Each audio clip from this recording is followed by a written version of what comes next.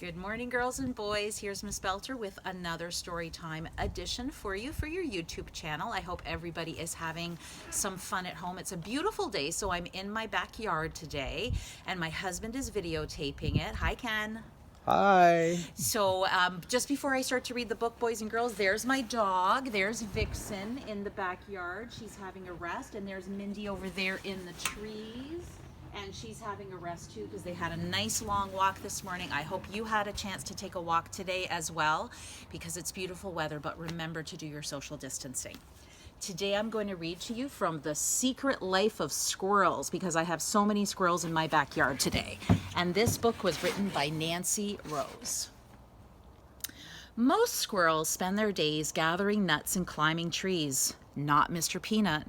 He is a rather unusual squirrel.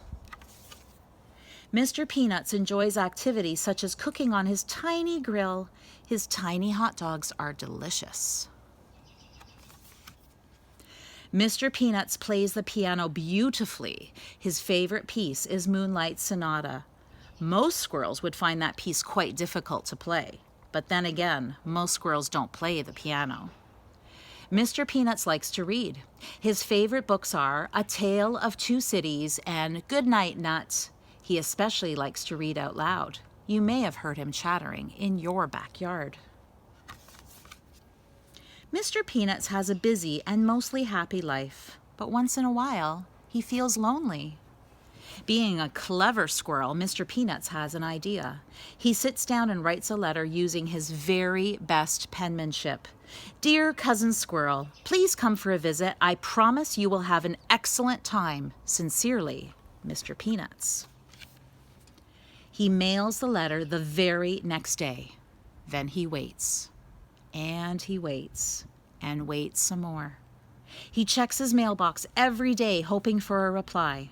One day, he finds a letter waiting for him. It reads, Dear Mr. Peanuts, my favorite cuz.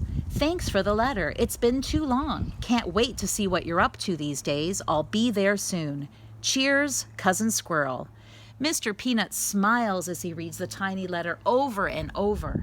Then he gets right to work. He wants to make sure everything is perfect for his cousin's visit. Mr. Peanuts dusts and cleans. He even vacuums under the rug. He does laundry, chattering to himself as he works. He is the tidiest squirrel around, and certainly the only one with a washer and dryer. Mr. Peanuts takes a bath with his rubber ducky. A squirrel can never be too clean. He even brushes his whiskers. Just look at that handsome squirrel in the mirror. Finally, Cousin Squirrel arrives. He is just in time for breakfast. Mr. Peanuts and Cousin Squirrel both love pancakes. Later, the two squirrels go for a wagon ride. Mr. Peanut soon learns that two squirrels travel faster than one.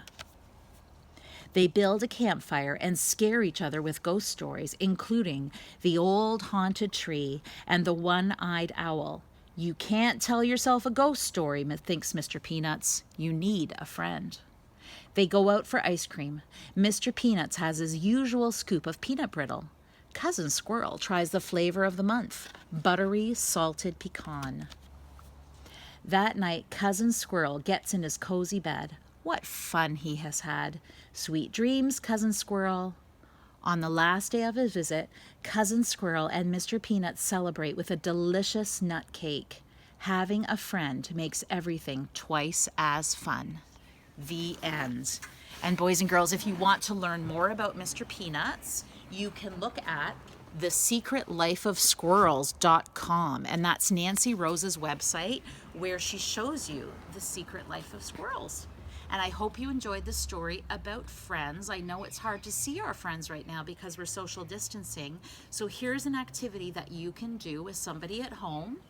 You can make a picture frame if you want. You can find some pieces of branches or sticks that are in your backyard, and you can make a picture frame by yourself. You can either tie it together the way Nancy Rose did, or you can glue it to a piece of paper.